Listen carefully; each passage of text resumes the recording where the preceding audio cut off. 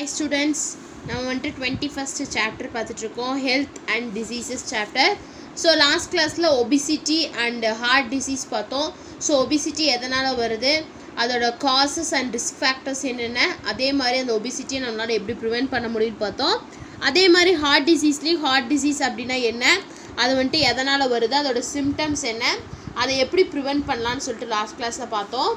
இப்போ இந்த கிளாஸில் என்ன பார்க்க போகிறோன்னா லாஸ்ட் டாபிக் கேன்சர், அந்த டாபிக் தான் பார்க்க போகிறோம். ஸோ இது எதனால் வருது, இதை நம்ம எப்படி ப்ரிவென்ட் பண்ணலான்னு சொல்லிட்டு தான் இந்த கிளாஸில் பார்க்க போகிறோம். ஸோ பேஜ் நம்பர் 309 இருக்குது. Cancers causes about 4 million death annually throughout the world. So வேர்ல்டில் பார்த்திங்கன்னா ஒவ்வொரு வருஷமும் வந்துட்டு இந்த கேன்சர் வந்துட்டு இறக்குறவங்க எவ்வளோ பேர்னா 4 மில்லியன், அவ்வளோ பேர் வந்துட்டு ஒவ்வொரு வருஷத்துலேயும் வேர்ல்டு லெவலில் வந்துட்டு இறந்து போகிறாங்க. In India more than 1 million people suffer from cancer. So வந்துட்டு நம்ம இந்தியாவில் வந்துட்டு இந்த கேன்சர்னால் வந்துட்டு 1 million peoples வந்துட்டு சஃபர் ஆகுறாங்க. Cancer is derived from Latin word meaning crab. அதாவது வந்துட்டு கேன்சர் அப்படிங்கிறது வந்துட்டு ஒரு லாட்டின் வேர்ட், அதோட மீனிங் என்ன அப்படின்னா வந்துட்டு crab. The study of cancer is called oncology. நமக்கு தெரியும் கேன்சரை பற்றி படிக்கிற படிப்பு தான் என்ன, oncology. Cancer is an abnormal and uncontrolled division of cells that invade and destroy surrounding tissue, forming a tumor or neoplasm. அதாவது வந்துட்டு கேன்சர் அப்படிங்கிறது வந்துட்டு ஒரு அப்நார்மல் இல்லாட்டி அன்கண்ட்ரோல்டு, அது வந்துட்டு செல்ஸோட டிவிஷன் வந்துட்டு அப்நார்மலாக இருக்கும், அதை கண்ட்ரோல் பண்ணவே முடியாது. ஸோ அப்படி அந்த செல்ஸோட டிவிஷன் வந்துட்டு அன்கண்ட்ரோலபிளாகவும் அப்நார்மலாகவும் இருக்கும்போது இது என்ன பண்ணுன்னா that invade and destroy the surrounding tissue. So அது இருக்க அதை சுற்றி இருக்கக்கூடிய சரௌண்டிங் டிஷ்யூஸை வந்துட்டு இன்வேட் பண்ணி அதை டெஸ்ட்ராய்ட் பண்ணிடும். ஸோ டெஸ்ட்ராய் பண்ணும்போது forming tumour or neoplasm. So அப்படி டெஸ்ட்ராய் பண்ணிட்டு என்ன ஃபார்ம் பண்ணுமா, டியூமர் இல்லாட்டி நியோபிளாசத்தை வந்துட்டு ஃபார்ம் பண்ணும் அப்படிங்கிறாங்க. It is a heterogeneous group of cells that do not respond to the normal cell division. So இந்த செல்ஸ் வந்துட்டு ஒரு ஹெட்ரோஜீனியஸ் குரூப் ஆஃப் செல்ஸு, அது வந்துட்டு நார்மல் செல் டிவிஷனுக்கு வந்துட்டு ரெஸ்பாண்ட் பண்ணாது அப்படிங்கிறாங்க. The cancerous cells migrate to distant parts of the body and affects the new tissues. அதாவது இந்த கேன்சரஸ் செல்ஸ் என்ன பண்ணுமா, நம்மளோட டிஃப்ரெண்ட் பார்ட்ஸ் ஆஃப் அதாவது நிறைய பார்ட்ஸ் நம்மளோட பாடியில் இருக்கக்கூடிய எல்லா பார்ட்ஸுக்கும் மைக்ரேட் ஆகி அங்கே அந்த பார்ட்ஸில் வரக்கூடிய நியூ டிஷ்யூஸை வந்துட்டு அஃபெக்ட் பண்ணும் அப்படிங்கிறாங்க. This process is called metastasis. So இந்த ப்ராசஸ் தான் நம்ம என்ன சொல்கிறோம், மெட்டாஸ்டாட்டிஸ்டிஸ் அப்படின்னு சொல்கிறோம். The frequent sites of metastasis are lungs, bones, liver, skin and brain. So வந்துட்டு இந்த கேன்சரஸ் செல்ஸ் வந்துட்டு ஃப்ரீக்வெண்ட்டாக எதை போய் அட்டாக் பண்ணோம் அப்படின்னா வந்துட்டு நம்மளோட lungs, bones, liver, skin and பிரெயினை வந்துட்டு அஃபெக்ட் பண்ணோம் அப்படின்னு சொல்கிறாங்க. ஸோ கேன்சர் அப்படிங்கிறது வந்துட்டு வேர்ல்டு வைடாக இருக்கக்கூடிய ஒரு மேஜர் ப்ராப்ளம் தான். ஸோ ஒவ்வொரு வருஷம் ஆனுவலாக வேர்ல்டு லெவலில் 4 மில்லியன் பீப்புள்ஸ் வந்துட்டு இறந்துடுறாங்க. நம்ம இந்தியாவில் வந்துட்டு 1 மில்லியன் பீப்புள்ஸ் வந்துட்டு இந்த கேன்சரால் வந்துட்டு சஃபர் ஆகிருக்காங்கன்னு சொல்கிறாங்க. ஸோ இந்த கேன்சர் அப்படிங்கிற வேர்டு வந்துட்டு லாட்டின் வேர்ட்லேருந்து வந்தது. இதோட மீனிங் என்னென்னு பார்த்தீங்கன்னா வந்துட்டு கிராப் அப்படிங்கிறது மீனிங். ஸோ கேன்சரை பற்றி படிக்கிற படிப்புக்கு தான் பேர் என்னென்னா ஆன்காலஜி அப்படிங்கிறது. நெக்ஸ்ட்டு கேன்சர் அப்படிங்கிறது வந்துட்டு ஒரு அப்நார்மல் அண்ட் அன்கண்ட்ரோலபிள் ஒரு செல்ஸோட டிவிஷன், அதாவது செல் டிவிஷன் வந்துட்டு ரொம்ப அப்நார்மலாக இருக்கும், நம்மளால் அதை வந்துட்டு கண்ட்ரோல் பண்ணவே முடியாது. ஸோ அப்படி அந்த அப்நார்மல் செல் டிவிஷன் நடக்கும்போது அது என்ன பண்ணுமோ, அந்த செல்ஸு ஒரு நியூ டிஷ்யூஸை வந்துட்டு இன்வேட் பண்ணி போய் அதை வந்துட்டு டெஸ்ட்ராய் பண்ணிடும் அப்படின்னு சொல்கிறாங்க. ஸோ இந்த செல்ஸ், இந்த கேன்சரஸ் செல்ஸ் வந்துட்டு ஒரு குரூப் ஆஃப் ஹெட்ரோஜீனியஸ் செல்ஸ் அப்படின்னு சொல்கிறாங்க. இது வந்துட்டு ஒரு நார்மலான செல் டிவிஷனுக்கு வந்துட்டு ரெஸ்பாண்ட் பண்ணாது அப்படிங்கிறாங்க. ஸோ இந்த கேன்சரஸ் செல்ஸ் என்ன பண்ணுமா, நம்ம பாடியில் இருக்கக்கூடிய டிஃப்ரெண்ட் பார்ட்ஸுக்கு மைக்ரேட் ஆகி போய் அங்கே இருக்கக்கூடிய நியூ டிஷ்யூஸ், அங்கே வரக்கூடிய நியூ டிஷ்யூஸை வந்துட்டு அஃபெக்ட் பண்ணும். அந்த ப்ராசஸ் தான் நம்ம வந்துட்டு மெட்டாஸ்டாட்டிஸ்டிஸ் அப்படின்னு சொல்கிறோம். ஸோ இது வந்துட்டு ஃப்ரீக்வெண்ட்டாக அட்டாக் பண்ணக்கூடிய சைட்ஸ் என்னென்னு பார்த்தீங்கன்னா நம்ம ஹியூமன் பாடியில் lungs, bones, liver, skin and brain. So இந்த சைட்ஸெல்லாம் வந்துட்டு இது வந்துட்டு ஃப்ரீக்வெண்ட்டாக போயிட்டு அட்டாக் பண்ணிடும்னு சொல்கிறாங்க. Next types of cancer. So இந்த கேன்சரில் எவ்வளோ டைப்ஸ் இருக்குது. Cancers are classified on the basis of tissues from which they are formed.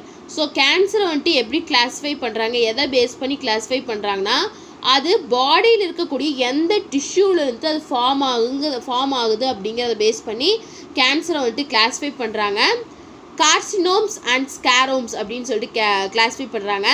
கார்சினோமஸ் அப்படின்னா என்னென்னா it arise from the epithelial and glandular tissues. So அது வந்துட்டு நம்ம பாடியில் இருக்கக்கூடிய எபித்தீலியல் அண்ட் கிளாண்டுலர் டிஷ்யூஸ்லேருந்து அரைஸ் ஆகும்.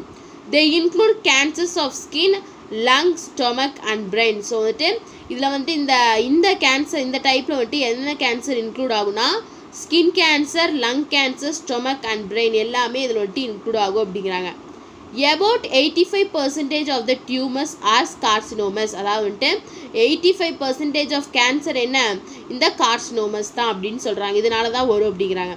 நெக்ஸ்ட் ஸ்கேரோமஸ் அப்படிங்கிறது வந்துட்டு இட் அக்கர் இந்த கனெக்டிவ் அந்த மஸ்குலர் டிஷ்யூஸ். ஸோ கனெக்டிவ் டிஷ்யூஸ்லேயும் மஸ்குலர் டிஷ்யூஸ்லேயும் இது இருக்கும் அப்படிங்கிறாங்க.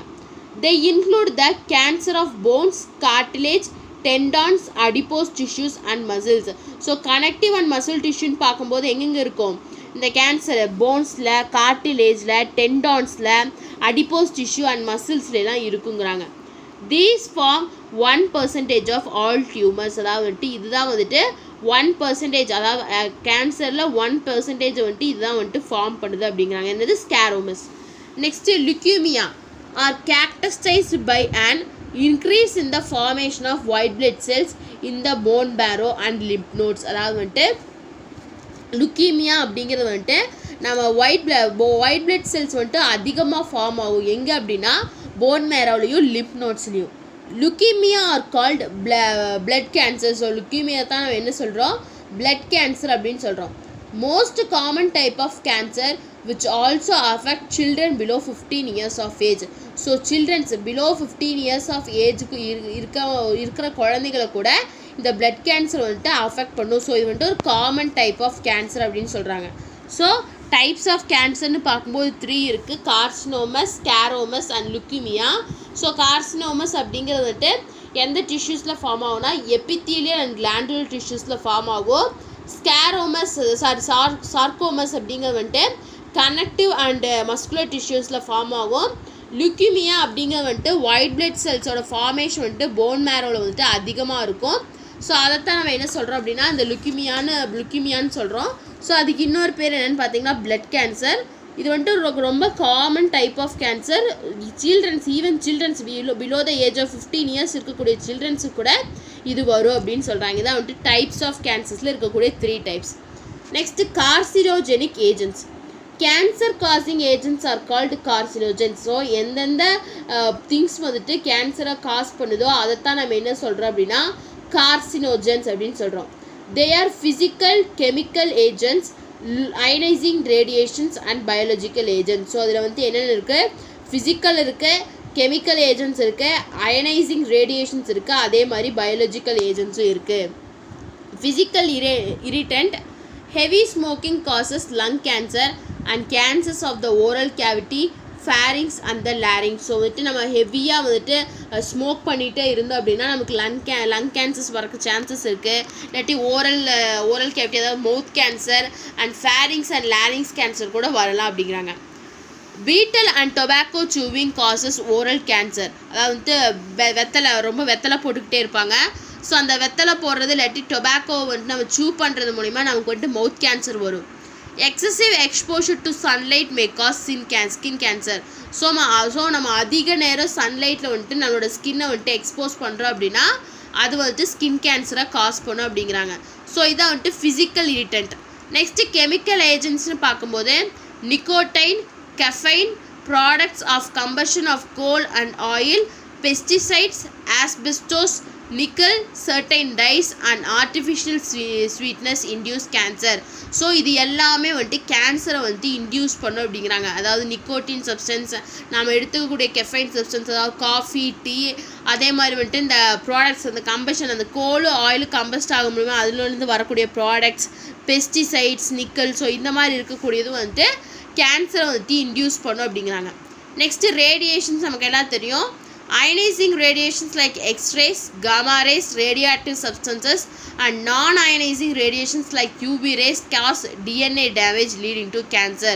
ஸோ ரேடியேஷன் அதாவது எக்ஸ்ரேஸ் காமா ரேஸ் இந்த ரேடியோ ஆக்டிவ் சப்ஸ்டன்ஸ்னால் வரக்கூடிய ரேஸ் எல்லாமே எதை காஸ் பண்ணுன்னா நம்மளோட டிஎன்ஏ வந்துட்டு டேமேஜ் பண்ணும். ஸோ டிஎன்ஏ டேமேஜ் பண்ணும்போது நமக்கு ஆட்டோமேட்டிக்காக வந்துட்டு அந்த கேன்சர் வரும் அப்படிங்கிறாங்க.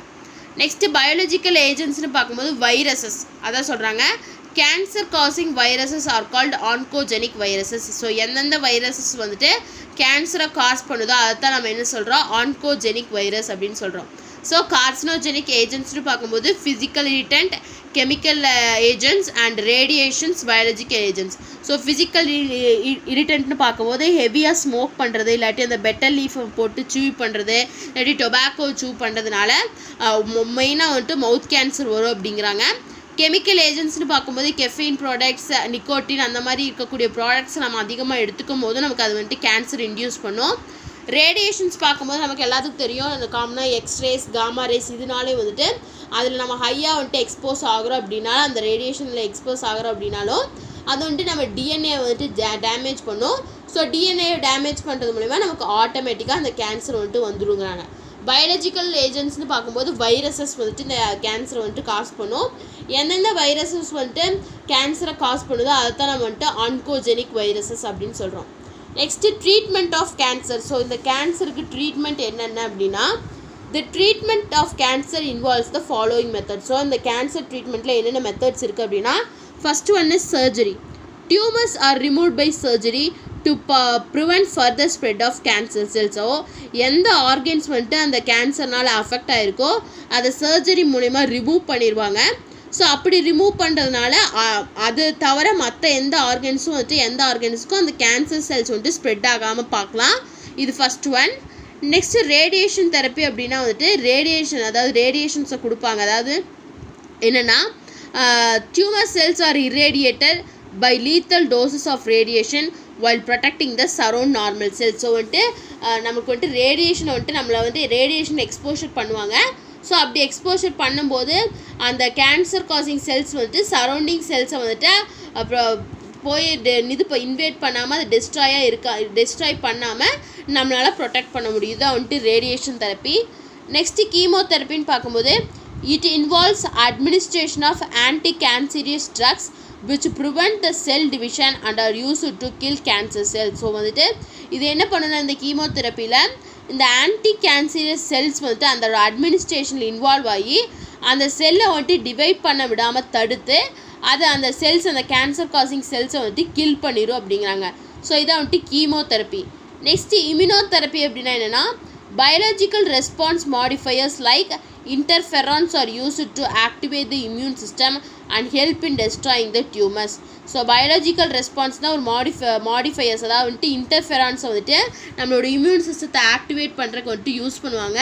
ஸோ நம்ம இம்யூன் சிஸ்டத்தை ஆக்டிவேட் பண்ணுறது மூலிமா அந்த டியூமர்ஸை வந்துட்டு நம்மளால் டெஸ்ட்ராய் பண்ண முடியும் அப்படிங்கிறாங்க. ஸோ என்னை பொறுத்த வரைக்கும் கேன்சர் அப்படிங்கிறது ஒன்று வந்துட்டால் அதை வந்துட்டு நம்மளால் க்யூர் பண்ணவே முடியாது. நம்மளோட டெத்தை வேணால் நம்ம வந்துட்டு எக்ஸ்டெண்ட் பண்ணிட்டு போகலாமே தவிர நமக்கு வந்துட்டு அந்த கேன்சர் அப்படிங்கிறது வந்துட்டு கம்ப்ளீட்டாக க்யூர் ஆகாது அப்படின்னு தான் என்னை பொறுத்த வரைக்கும் எனக்கு தெரியும். ஒரு வேளை ஒரு இயர்லி ஸ்டேஜில் போயிட்டோம் அப்படின்னா வந்துட்டு அந்த கேன்சரை வந்துட்டு அப்போதைக்கு க்யூர் பண்ணலாம். ஆனால் நம்மளோட ஃப்யூச்சர் லைஃப்பில் வந்துட்டு அந்த கேன்சர் அப்படிங்கிறது மறுபடியும் வரதுக்கு நிறையா சான்சஸ் இருக்குது அப்படின்னு சொல்லிட்டு நான் வந்துட்டு சயின்டிஃபிக்காக படிச்சிருக்கேன். ஸோ ஆனால் புக்கில் வந்துட்டு மெத்தட்ஸ்ன்னு தான் கொடுத்துருக்காங்க. இதை வந்துட்டு நம்மளால் கம்ப்ளீட்டாக க்யூர் பண்ண முடியும் அப்படின்னு சொல்லிட்டு புக்லேயுமே தரல. ஸோ இதான் வந்துட்டு கேன்சர் ஒரு ட்ரீட்மெண்ட் அப்படின்னு சொல்லியிருக்காங்க. ஸோ இந்த 4 அதாவது சர்ஜரி மூலிமா ரேடியேஷன் தெரப்பி கீமோதெரப்பி இம்யூனோதெரப்பி இந்த 4 மெத்தட்ஸ் மூலிமா நம்மளால் கேன்சர் வந்துட்டு ட்ரீட் பண்ண முடியும் அப்படின்னு சொல்லி கொடுத்துருக்காங்க. நெக்ஸ்ட்டு பாருங்கள் preventive measures for cancer. So cancer வராமல் நம்ம எப்படி ப்ரிவென்ட் பண்ணலாம் அதுக்கு என்ன மெஷர்ஸ் எடுக்கணும் அப்படின்னா cancer control programmes should focus on primary prevention and early detection. So வந்துட்டு இந்த கேன்சரை கண்ட்ரோல் பண்ணுற ப்ரோக்ராம்ஸ் வந்துட்டு மெயினாக எதில் ஃபோக்கஸ் பண்ணுன்னா ப்ரிவென்ஷனில் இந்த கேன்சர் வராமல் ப்ரிவென்ஷனில் ஃபோக்கஸ் பண்ணோம். அதே மாதிரி முன்னாடியே அதை வந்துட்டு டிடெக்ட் பண்ணணும். To prevent lung cancer tobacco smoking is to be avoided and protective measures to be taken against the exposure to toxic pollutants of the industries. அதாவது வந்துட்டு லங் கேன்சரை வந்துட்டு நம்ம வந்துட்டு ப்ரிவெண்ட் பண்ணுறதுக்கு அந்த டொபாக்கோ அண்டு ஸ்மோக்கிங்கை வந்துட்டு நம்ம அவாய்ட் பண்ணணும். அந்த டொபாக்கோ யூஸ் பண்ணுறதும் அந்த ஸ்மோக் பண்ணுறதையும் நம்ம அவாய்ட் பண்ணணும். அதே மாதிரி இண்டஸ்ட்ரீஸில் ஒர்க் பண்ணுற ஒர்க்கர்ஸ்க்கு வந்துட்டு சில சேஃப்டி மெஷர்ஸை வந்து அவங்க எடுத்துக்கணும். சப்போஸ் இப்போ வந்து அவங்க ரேடியேஷன் வரக்கூடிய இண்டஸ்ட்ரீஸ் யூஸ் பண்ணுறாங்க அப்படின்னா அந்த ரேடியேஷன்ஸ்லேருந்து அவங்கள ப்ரொடெக்ட் பண்ணுறதுக்கான தேவையான மெஷர்ஸ் எல்லாத்தையும் அவங்க எடுத்துக்கணும். Excessive exposure to radiation is to be avoided to prevent skin cancer.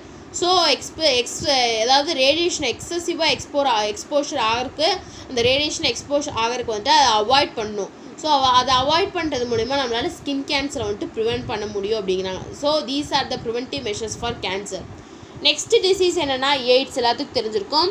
Acquired immuno deficiency syndrome அப்படிங்கிறதான் வந்துட்டு AIDS. AIDS it's a severe viral disease and caused by the human immuno deficiency virus. So AIDS அப்படிங்கிற வந்துட்டு ஒரு சிவியரான viral disease.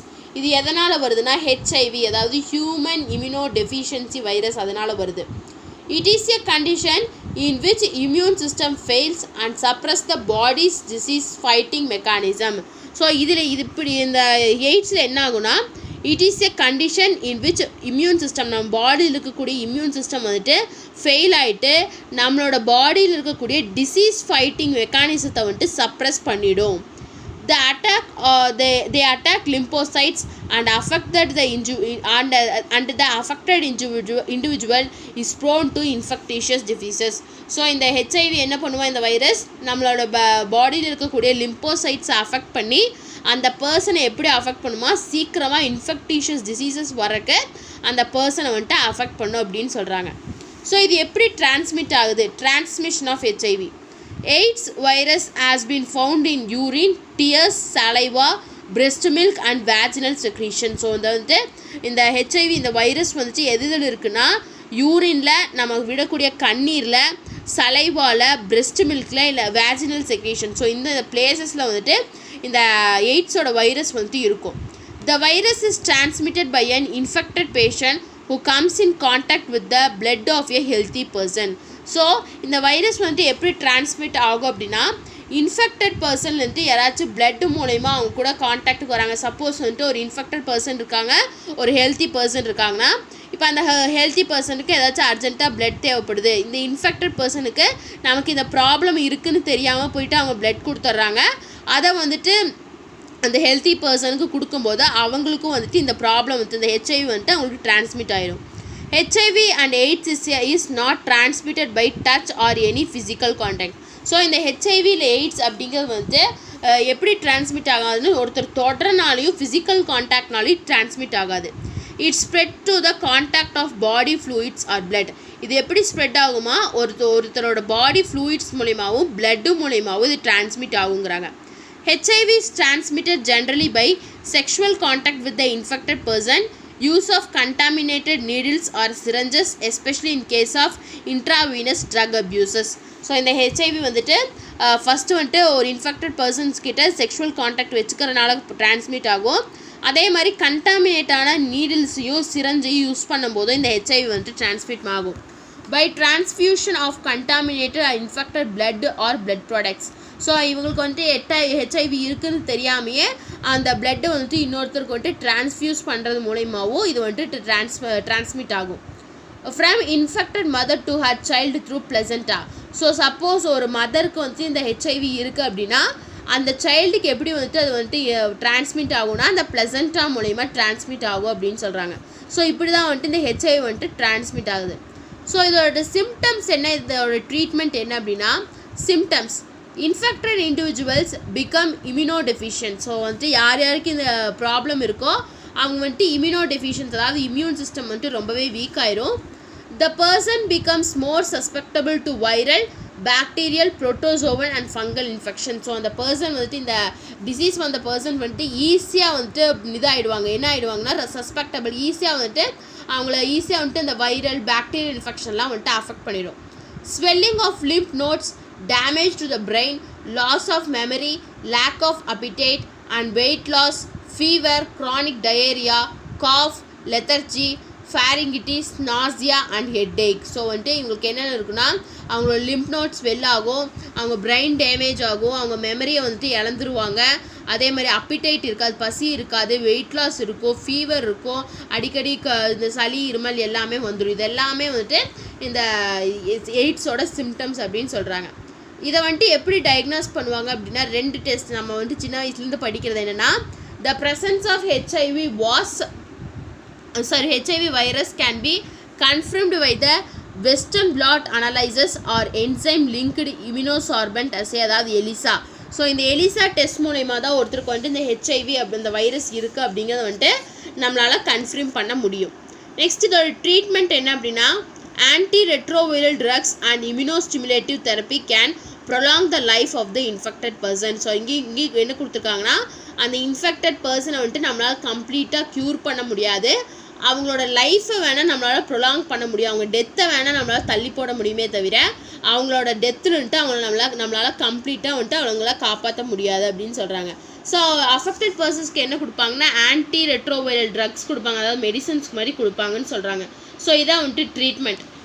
Next இதை எப்படி prevent பண்ணலாம், control பண்ணலாம் அப்படின்னா prevention and control of AIDS. The following steps may help in controlling and prevent the spreading of HIV infection.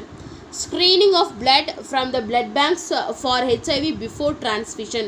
So யாராச்சும் வந்துட்டு பிளட் டொனேட் பண்ணுறாங்க அப்படின்னா அந்த பிளட் டொனேட் பண்ணுறவங்களுக்கு முன்னாடியே வந்துட்டு இவங்களுக்கு ஏதாச்சும் ப்ராப்ளம் இருக்கா, இதனால் அஃபெக்ட் ஆகிருக்காங்கன்னு சொல்லிட்டு ஃபஸ்ட்டே வந்துட்டு ஸ்க்ரீன் பண்ணி ஏதாவது டெஸ்ட் எடுத்து பார்த்துடணும்.